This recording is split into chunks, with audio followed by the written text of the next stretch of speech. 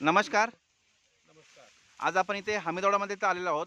तर इथं शेतकऱ्यांकडे आपण जाणून घेऊया की त्यांना केरांचा कशा पद्धतीने उपयोग होत आहे.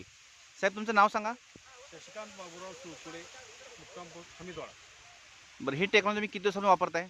ही टेक्नॉलॉजी मी ह्याच वर्षी वापरलेली आहे.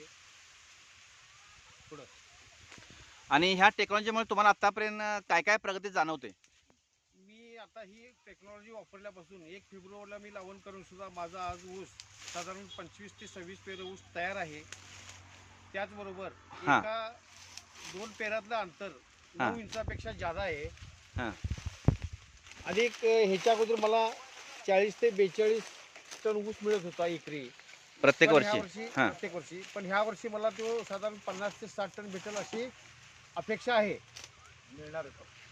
बरं, मग तुम्ही एकंदरीत तुमची आत्ताची जी प्रगती बघून तुम्ही एकंदरीत समाधानी आहात? अतिशय समाधानी आहे. बरं, इतर शेतकऱ्यांना तुम्ही काय सांगाल? इतर शेतकऱ्यांनी किराणा वापरावं व स्वतःचं वैयक्तिक उत्पन्न वाढवावं हीच माझी अपेक्षा आहे.